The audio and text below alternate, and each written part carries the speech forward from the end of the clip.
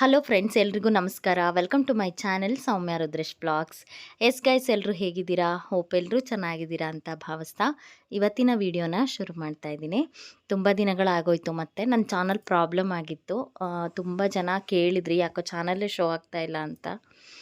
ಸ್ವಲ್ಪ ಪ್ರಾಬ್ಲಮ್ ಆಗಿತ್ತು ಜಿಮೇಲ್ದು. ಹಾಗಾಗಿ ಮತ್ತೆ ನಾನು ಯಾವುದೇ ವೀಡಿಯೋನ ಮಾಡ್ಕೊಂಡಿದ್ರು ಕೂಡ ಅಪ್ಲೋಡ್ ಮಾಡೋಕ್ಕಾಗ್ತಿರ್ಲಿಲ್ಲ. ಸೊ ಮತ್ತೆ ವಾಪಸ್ ಬಂತು. ಅದೊಂದು ಖುಷಿಯ ವಿಚಾರ. ಬೆಳಿಗ್ಗೆ ಮನೆ ತುಂಬ ಪೀಸ್ಫುಲ್ಲಾಗಿರುತ್ತೆ.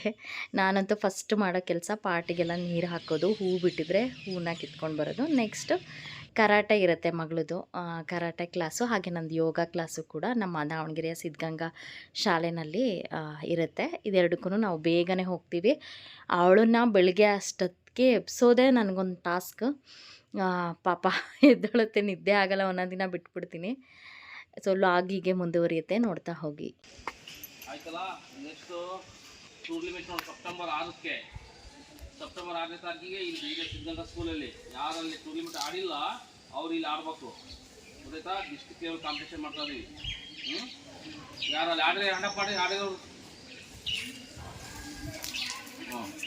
ನೀವು ಆಡಿದಿರಲ್ಲ, ನೀವು ನಡೀತಿದ್ದೆ, ಹಳ್ಳಿ ನಡೀತಿದ್ದಿ. ನೀವು ಯಾರು ಆಡಿಲ್ಲ ನೀವೆಲ್ಲ ಆಡಬೇಕು ಕಾಂಪಿಟೇಷನ್. ನಾಳೆಯಿಂದ ಅವ್ರಿಗೆ ಕಟ ಫೈಟಿಂಗ್ ಬರೋ ಕಟ ಫೈಟಿಂಗ್ ಎರಡು. ನಾಳೆ ಡ್ರೆಸ್ ಹಾಕ್ರಿ. ನಾಳೆ ಯಾವಾಗ ಗುರುವಾರ ಅಲ್ಲ, ನಾಳೆಲ್ಲ ಒಂದು ನೋಡಿ ಫೈಟ್ ಮಾಡಬೇಕು. ಫೈಟಿಂಗ್ ಕಲಿಬೇಕು. ಮೇಲೆ ಫೈಟಿಂಗು ಕಟ. ನಾಳೆ ಫೈಟ್ ಮಾಡಿಸ್ತೀನಿ ನಾನು. ಡ್ರೆಸ್ ಹಾಕ್ತಿಲ್ಲ, ಡ್ರೆಸ್ ಇದೆಲ್ಲದು ಎಷ್ಟು ಮಾತ್ರ. ಕರಾಟೆ ಹಾಗೆ ಯೋಗ ಕ್ಲಾಸಸ್ ಎಲ್ಲ ಮುಗಿಸ್ಕೊಂಡು ಬಂದಮೇಲೆ ಮಕ್ಕಳದೆಲ್ಲ ಸ್ನಾನ ಮಾಡಿಸ್ಕೊಂಡು ಸ್ಕೂಲಿಗೆ ರೆಡಿ ಮಾಡಬೇಕು. ಇವತ್ತು ಇನ್ಸ್ಟೆಂಟಾಗಿ ನಾನು ಬೇರೆ ಕಡೆ ನೋಡಿ ತಿಳ್ಕೊಂಡು ಮಾಡ್ತಾ ಇರೋವಂಥ ಒಂದು ರೆಸಿಪಿ. ತುಂಬ ಚೆನ್ನಾಗಿತ್ತು. ಇದು 2ನೇ ಸತಿ ನಾನು ಟ್ರೈ ಮಾಡಿರೋದು. ಇದು ನೋಡ್ಬೋದು ನೀವು, ಯಾವುದೇ ತರಕಾರಿ ಕಟ್ ಮಾಡೋವಂತಹ ಇದು ಚಾಪರು. ಯಾವುದೇ ತರಕಾರಿನ ನೀವು ತುಂಬ ಚಿಕ್ಕಕ್ಕೆ ಕಟ್ ಮಾಡಬೇಕು, ಬೇಗನೆ ಆಗಬೇಕು ಅಂತ ಬೆಳಗಿನ ಬ್ರೇಕ್ಫಾಸ್ಟ್ ಮಾಡೋ ಗಡಿಬಿಡಿಲಿರ್ತೀವಿ. ಇದು ತುಂಬ ಚೆನ್ನಾಗಿ ಯೂಸ್ ಆಗುತ್ತೆ. ಚಿಕ್ಕದಾಗಿ ಕಟ್ ಮಾಡೋಕ್ಕೆಲ್ಲ ಈರುಳ್ಳಿ ಇದೆಲ್ಲ ತುಂಬ ಚೆನ್ನಾಗಿ ಯೂಸ್ ಆಗುತ್ತೆ, ಬೇಗನೂ ಆಗುತ್ತೆ. ಈಗೆಲ್ಲ ಕರೆಂಟಿಂದು ಕೂಡ ಬಂದಿದೆ. ನಾನು ಈ ರೀತಿಯಾದಂತಹ ಚಾಪರ್ನ ತೊಗೊಂಡೆ. ಇದರಲ್ಲಿ ವೆರೈಟೀಸ್ ಇದೆ, ಅಂದರೆ ಥ್ರೆಡ್ಡಲ್ಲಿ ಕೂಡ ಕಟ್ ಮಾಡೋವಂಥದ್ದಿದೆ. ಇದು ಈ ಥರ ಪ್ರೆಸ್ ಮಾಡೋದಷ್ಟೇ. ನೋಡಿ ಎಷ್ಟು ಸಣ್ಣಕ್ಕಾಗಿದೆ ಅಂತೇಳಿ. ತುಂಬ ಚೆನ್ನಾಗಿ ಬರುತ್ತೆ. ನೀವೀಗ ಈ ಕೋಸಂಬರಿಗೆಲ್ಲ ತುಂಬ ಚಿಕ್ಕದಾಗಿ ಕಟ್ ಮಾಡ್ಕೊಳ್ಬೇಕಲ್ಲ, ಅದಕ್ಕೆಲ್ಲ ತುಂಬ ಯೂಸ್ ಆಗುತ್ತೆ. ಅದರಲ್ಲೂ ಬೆಳಿಗ್ಗೆ ಬೇಗ ಮಾಡ್ಕೋಬೇಕಲ್ಲ, ಸೊ ಯೂಸ್ ಆಗುತ್ತೆ. ನೋಡಿ, ಈಗ 1 ಕಪ್ ಚಿರೋಟಿ ರವೆಗೆ ಯಾವ ಕಪ್ ತೊಗೊತೀರೋ ಮೆಜರ್ಮೆಂಟ್ ಅದೇ ಕಪ್ಪಲ್ಲಿ ಮೊಸರು ಹಾಕ್ಕೊಂಡು ಒಂದು 10 ನಿಮಿಷ ನೆನಿಬೇಕಾಗುತ್ತೆ ಅಷ್ಟೇ. ಇದೇನು ತುಂಬ ಹೊತ್ತು ನೆನೆಸ್ಬೇಕು ಅಂತೇನಿಲ್ಲ. ಚಿರೋಟಿ ರವೆ ಆದರೂ ಆಗುತ್ತೆ, ಅಥವಾ ಬೆಂಗಳೂರು ರವೆ ಅಂತ ಬರುತ್ತಲ್ಲ, ಮೀಡಿಯಮ್ ರವೆ, ಅದನ್ನು ಕೂಡ ಆಗುತ್ತೆ. ಅದನ್ನು ಏನು ಮಾಡಬೇಕಂದ್ರೆ, ನೀವು ಚಿರೋಟಿ ರವೆ ಹಾಕಿದ್ರೆ ಅದನ್ನು ಮಿಕ್ಸರ್ ಮಾಡ್ಕೊಳ್ಳೋಂಗಿಲ್ಲ. ಇದು ಸ್ವಲ್ಪ ಬೆಂಗಳೂರು ರವೆ, ಅದು ಮಿಕ್ಸಿ ಇತ್ತು, ಹಾಗಾಗಿ ಇದು ಮೊಸರಲ್ಲಿ ಒಂದು 5-10 ನಿಮಿಷ ನೆನೆಸ್ಕೊಂಡು ಅದಾದಮೇಲೆ ನಾನು ಮಿಕ್ಸಿ ಜಾರ್ಗೆ ಹಾಕ್ಕೊತಾ ಇದ್ದೀನಿ. ಮತ್ತೊಮ್ಮೆ ಒಂದು 2-3 ಸತಿ ಡರ್ ಮಾಡಿದರೆ ಆಯ್ತಷ್ಟೇ. ಈಗ ಇದು ಬ್ಯಾಟರ್ ರೆಡಿ ಆಯಿತು. ಇದಕ್ಕೆ ಈಗ ಒಂದು ಒಗ್ಗರಣೆ ಮಾಡ್ಕೊಳ್ಳೋಣ. ಅಂದರೆ ಏನಿಲ್ಲ, ಸಾಸಿವೆ, ಜೀರಿಗೆ, ಕಡಲೆಬೇಳೆ, ಹಾಗೆ ನಾವೇನು ಚಿಕ್ಕದಾಗಿ ಈರುಳ್ಳಿ ಎಲ್ಲ ಕಟ್ ಮಾಡ್ಕೊಂಡ್ವಲ್ಲ, ಈರುಳ್ಳಿನ ಹಾಕ್ಕೋಬೋದು. ಯಾವುದೇ ತರಕಾರಿಗಳು ಹಾಕ್ಕೋಬೋದು. ಕ್ಯಾರೆಟ್ ತುರಿ ಬೇಕಾದ್ರೂ ಹಾಕ್ಕೋಬೋದು, ನಾನು ಹಾಕಿಲ್ಲ. ಸಬ್ಬಸಿಗೆ ಸೊಪ್ಪು ಹಾಕ್ಕೋಬೋದು, ಹಾಗೆ ಕೊತ್ತಂಬರಿ ಸೊಪ್ಪು, ಇದೆಲ್ಲನೂ ಹಾಕ್ಕೊಂಡು ಮಿಕ್ಸ್ ಮಾಡಿಕೊಂಡು ಚೆನ್ನಾಗಿ ಫ್ರೈ ಮಾಡ್ಕೊಂಡು ಅದಾದಮೇಲೆ ಈ ಒಂದು ಬ್ಯಾಟರ್ಗೆ ಇದು ಕೂಲ್ ಆಗಬೇಕು. ಕಂಪ್ಲೀಟ್ಲಿ ಕೂಲ್ ಡೌನ್ ಆದಮೇಲೆ ಈ ಇದನ್ನು ಒಗ್ಗರಣೆನ ಅಥವಾ ಈ ಬಾಡಿಸಿದಂತಹ ಇದನ್ನು ನಾವು ಬ್ಯಾಟರ್ಗೆ ಹಾಕ್ಕೊಂಡ್ರೆ ಆಯ್ತು ಅಷ್ಟೇ. ಇಲ್ಲಿ ಇದಕ್ಕೆ ಚಟ್ನಿನೂ ಮಾಡ್ಕೊಳ್ತಾ ಇದ್ದೀನಿ. ಹಾಗೇನೂ ತಿನ್ಬೋದು, ತುಂಬ ಚೆನ್ನಾಗಿರುತ್ತೆ. ಮತ್ತು ಸಣ್ಣದಾಗಿ ಹಸಿಮೆಣಸು ಕೂಡ ಹಾಕ್ಕೋಬೋದು. ನಾನಿಲ್ಲಿ ಚಟ್ನಿಗೆ ರೆಡಿ ಮಾಡ್ಕೊಳ್ತಾ ಇದ್ದೀನಿ. ತೆಂಗಿನಕಾಯಿ ಚಟ್ನಿ ಚೆನ್ನಾಗಿರುತ್ತೆ. ತೆಂಗಿನಕಾಯಿ, ಹಸಿಮೆಣ್ಸಿನ್ಕಾಯಿ ಹುರಿದುಬಿಟ್ಟು ಸ್ವಲ್ಪ ಕೊತ್ತಂಬರಿ ಸೊಪ್ಪು, ತೆಂಗಿನಕಾಯಿ ಹಾಕಿ ಚಟ್ನಿ ಮಾಡಿಕೊಂಡೆ. ನೋಡಿ, ಅದನ್ನು ಬ್ಯಾಟರ್ ಕೂಡ ರೆಡಿ ಆಯಿತು. ಅದೇನು ಒಗ್ಗರಣೆ ಮಾಡಿದ್ವಲ್ಲ, ಅದನ್ನು ಇವಾಗ ಬ್ಯಾಟರ್ಗೆ ಹಾಕಿ ಸ್ವಲ್ಪ ಕೊತ್ತಂಬರಿ ಸೊಪ್ಪನ್ನು ಹಾಕಿ ನಾನು ಈಗ ಮಿಕ್ಸ್ ಮಾಡ್ಕೊಳ್ತಾ ಇದ್ದೀನಿ. ಇಷ್ಟೇ, ಬ್ಯಾಟರ್ ಇವಾಗ ರೆಡಿಯಾಗಿದೆ. ಇದನ್ನು ನಾವು ತವಾ ಮೇಲೂ ಹಾಕ್ಕೋಬೋದು, ಅಥವಾ ನೀವು ಚಿಕ್ಕ ಪ್ಯಾನ್ ಇದ್ದರೆ ಪ್ಯಾನಲ್ಲೂ ಕೂಡ ಮಾಡ್ಕೊಳ್ಬೋದು. ಈ ಥರ ಒಗ್ಗರಣೆ ಕೂಡ ಒಂದು ಬೌಲ್ ಇದ್ದರೆ ಅದರಲ್ಲೂ ಕೂಡ ನೀವು ಮಾಡ್ಕೊಳ್ಬೋದು. ನೋಡಿ ಏನಿಲ್ಲ, ಸಿಂಪಲ್ಲಾಗಿ ಒಂದು ಅರ್ಧ ಟೀ ಸ್ಪೂನಷ್ಟು ಆಯಿಲ್ ಹಾಕಿ, ಸ್ವಲ್ಪ ಆಯಿಲ್ ಜಾಸ್ತಿ ಬೇಕಾಗುತ್ತೆ ಅಥವಾ ತುಪ್ಪ ಹಾಕ್ಕೊಂಡು ಮಾಡ್ಕೋಬೋದು. ಇದನ್ನು ಒಂದೊಂದು ಸೌಟಷ್ಟು ನೀವು ಹಾಕ್ಕೊಂಡು ಲೋ ಫ್ಲೇಮಲ್ಲಿ, ಆದಷ್ಟು ಲೋ ಫ್ಲೇಮಲ್ಲಿ ಮಾಡ್ಕೊಳ್ಳಿ, ಇಲ್ಲಾಂದರೆ ಸೀದೋಗ್ಬಿಡುತ್ತೆ. ಲೋ ಫ್ಲೇಮಲ್ಲಿ ಇಟ್ಟು ಎರಡೂ ಕಡೆನೂ ಚೆನ್ನಾಗಿ ಟರ್ನ್ ಮಾಡಿಕೊಂಡು ಹಾಕ್ಕೊಳ್ಬೋದು. ಬೇಗ ಬೇಗ ಆಗಬೇಕು ಅಂದರೆ ನೀವೊಂದು ತವಾ ಮೇಲೂ ದಪ್ಪದಾಗಿ ಒಂದು ಮೂರು ಹಾಕ್ಕೊಳ್ಬೋದು. ನಾನು ಸ್ವಲ್ಪ ಟೈಮ್ ಇತ್ತಲ್ಲ ಅಂತ ಇದರಲ್ಲೇ ಫಸ್ಟಿಗೆ ಟ್ರೈ ಮಾಡಿದೆ, ಚೆನ್ನಾಗಿ ಬಂತು.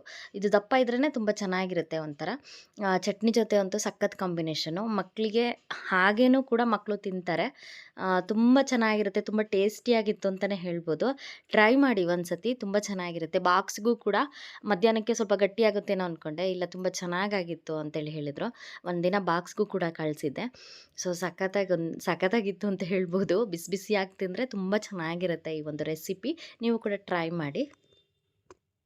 ಅಲ್ಲಿಂದ ಹಿಂಗಿಡತ್ತಾರ ಸುಮ್ಮನೆ ಇಟ್ಕೊಂಡಿದ್ದು. ಹಾಂ, ನೀರು ನಾನು ಇಲ್ಲಿಂದ ತರ್ತೀನಿ, ನೀನು ಅಲ್ಲಿಂದ ಹಿಂಗಿಡತ್ತಾರ ಹಾಕ್ತೀನಿ.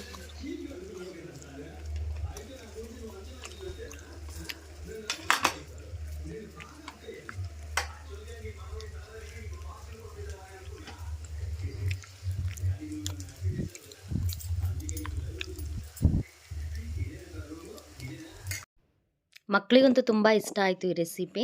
ಕಿಚನ್ ನೋಡ್ಬೋದು ಎಷ್ಟು ಮೆಸ್ಸಿಯಾಗಿದೆ ಅಂಥೇಳಿ. ಇವತ್ತು ತರಕಾರಿ ಎಲ್ಲ ಬಂದಿತ್ತು. ಹಾಗೆ ಮಕ್ಕಳು ಹೋಗೋವರೆಗೂ ಕೂಡ ಬೇರೆ ಯಾವುದೇ ಕೆಲಸಕ್ಕೂ ಕೈ ಹಾಕೋಕ್ಕೆ ಟೈಮೇ ಆಗೋದಿಲ್ಲ. ಹಾಗಾಗಿ ಮಕ್ಕಳನ್ನೆಲ್ಲ ಕಳಿಸಿದಾದ್ಮೇಲೆ ಮುಂದಿನ ಕೆಲಸಗಳು, ಅಡುಗೆ, ಕ್ಲೀನಿಂಗು ಪ್ರತಿಯೊಂದೂ ಮಾಡ್ಕೊಳ್ಳೋದು. ಹಾಗೆ ಇವತ್ತು ಸಂಜೆ ಹೆಂಗೆ ಆಗೋಯ್ತು ಅನ್ನೋದೇ ಗೊತ್ತಾಗಲಿಲ್ಲ.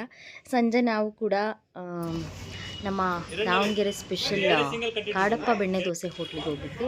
ಇದು 1972ರಲ್ಲೇ ಓಪನ್ ಆಗಿರುವಂಥ ದೋಸೆ ಅಂಗಡಿ, ದೋಸೆ ಹೋಟೆಲ್ಲು. ತುಂಬ ಹಳೇದಂದರೆ ತುಂಬ ಹೋಟೆಲ್ ಇದೆ, ಬಟ್ ಎಲ್ಲ ಮಾಡಿಫೈ ಮಾಡಿದ್ದಾರೆ, ಬೇರೆ ಬಿಲ್ಡಿಂಗ್ ಚೇಂಜ್ ಮಾಡಿದ್ದಾರೆ. ಬಟ್ ಈ ಹೋಟ್ಲಲ್ಲಿ ಮಾತ್ರ ಬಿಲ್ಡಿಂಗ್ ಅದೇ ಇದೆ, ಅದೇ ಅಷ್ಟು ವರ್ಷಗಳಿಂದನೂ ಕೂಡ ಅದೇ ಒಂದು ಇದನ್ನು ಮೇಂಟೈನ್ ಮಾಡ್ಕೊಂಡು ಬಂದಿದ್ದಾರೆ.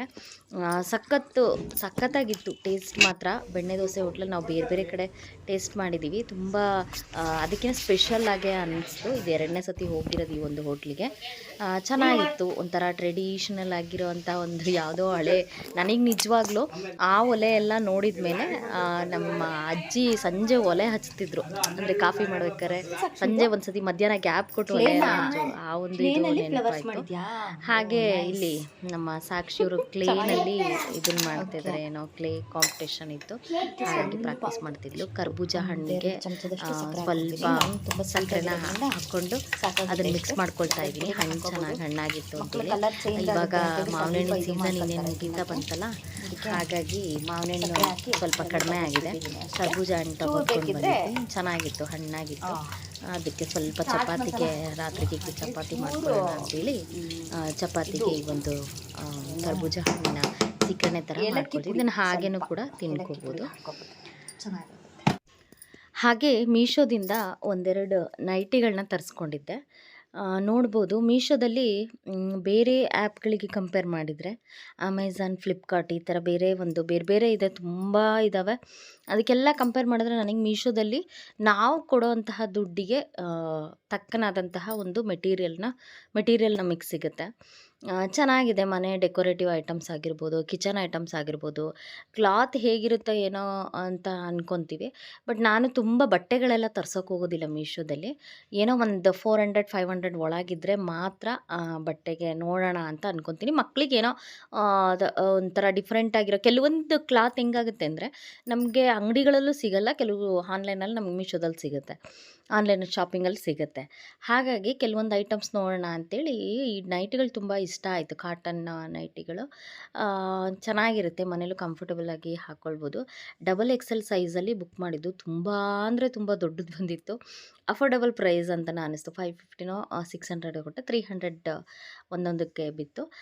ಬಟ್ ಹೆವಿ ಸೈಜ್ ತುಂಬಾ ದೊಡ್ಡದು ಬಂದಿತ್ತು. ಆ್ಯಕ್ಚುಲಿ XL ತೊಗೊಂಡಿದ್ರೆ ಸಾಕಾಗಿತ್ತೇನೋ ಅಂತ ಅನ್ನಿಸ್ತು. ಕೆಲವೊಮ್ಮೆ ಬ್ರ್ಯಾಂಡೆಡ್ ಹೆಂಗಾಗುತ್ತೆ ಅಂದರೆ ಈ ಲೋಕಲ್ ಬ್ರ್ಯಾಂಡೆಲ್ಲ ತುಂಬ ಜಾಸ್ತಿ ನಾವು ಸೈಜ್ ತೊಗೊಂಡ್ರೂ ಅದಾಗಿರೋದೇ ಇಲ್ಲ. ಹಾಗಾಗಿ ಇದು ತುಂಬ ದೊಡ್ಡದೇನೇ ಬಂದಿತ್ತು ಅಂತೇಳಿ ಹೇಳ್ಬೋದು. ಮೀಶೋದಲ್ಲಿ ಬೆಸ್ಟು ನಿಮಗೆ ಈ ಥರದ್ದೆಲ್ಲ ಪರ್ಚೇಸ್ ಮಾಡ್ಕೊಳ್ಬೋದು. ಮನೆ ಡೆಕೋರೇಟಿವ್ ಐಟಮ್ಸ್ ಅಂತೂ ತುಂಬಾ ತೊಗೊಂಡಿದ್ದೀನಿ ನಾನಂತೂ. ಪರವಾಗಿಲ್ಲ, ಒಂದು ನಮ್ಮ ರೀಸನಬಲ್ ರೇಟಲ್ಲಿ, ರೀಸನಬಲ್ ಪ್ರೈಸಲ್ಲಿ ತುಂಬ ಚೆನ್ನಾಗಿರುವಂತಹ ಒಂದು ಐಟಮ್ಸ್ಗಳು ನಮಗೆ ಸಿಗುತ್ತೆ. ಕೆಲವು ಆಫ್ಲೈನಲ್ಲಿ ನಾವು ತೊಗೊಳ್ತೀವಿ ಅಂತಂದ್ರೂ ಕೂಡ ನಮಗೆ ಸಿಗೋದೇ ಇಲ್ಲ ಆ ಥರದ್ದೆಲ್ಲ ಮೆಟೀರಿಯಲು. ಅದರಲ್ಲಿ ಕೆಲವೊಂದು ವರಮಹಾಲಕ್ಷ್ಮಿ ಐಟಮ್ಸ್ಗಳು ಕೂಡ ನಾನು ಬುಕ್ ಮಾಡ್ಕೊಂಡಿದ್ದೀನಿ. ಮುಂದಿನ ದಿನಗಳಲ್ಲಿ ನಾನು ಆ ಒಂದು ಏನೇನು ತೊಗೊಂಡೆ ಅಂತೇಳಿ ಶಾಪಿಂಗ್ ವಿಡಿಯೋನ ಕೂಡ ಹಾಕ್ತೀನಿ. ಆದರೆ ನೆಕ್ಸ್ಟ್ ದಿನ ಸಂಡೇ ನಾವು ನಮ್ಮ ದಾವಣಗೆರೆಯಲ್ಲಿ ಝೀ ಕನ್ನಡದ ವತಿಯಿಂದ ಸೂಪರ್ ಮಾಮ್ಸ್ ಆಡಿಷನ್ ನಡೀತಾ ಇತ್ತು DKDದು. ಅದರಲ್ಲಿ ನಾನು ಕೂಡ ಪಾರ್ಟಿಸಿಪೇಟ್ ಮಾಡಿದ್ದೆ. ಫಾರ್ಮ್ ಕೊಟ್ಟಿದ್ದರು ನಮಗೆ. ಕೈ ಮೇಲೆ ಈ ಥರ ಒಂದು ಲೇಬಲ್ನ ಹಾಕಿ ಫಾರ್ಮ್ ಎಲ್ಲ ಫಿಲ್ ಮಾಡಿ ತುಂಬ ಹೊತ್ತು ವೆಯ್ಟ್ ಮಾಡಿದ್ದೆ, ಯಾಕೆಂದರೆ ತುಂಬ ಜನ ಇದ್ದರು. ಹಾಗಾಗಿ ಅದೆಲ್ಲ ಆಡಿಷನ್ ಮುಗಿಸ್ಕೊಂಡು ಬಂದೆ. ನೋಡಬೇಕು ಏನಾಗುತ್ತೆ ಆಡಿಷನ್ ಅಂತ ಹೇಳ್ಕೊಂಡು. ಇದಾಗಿತ್ತು ಇವತ್ತಿನ vlog. Thank you for watching my channel. Thank you.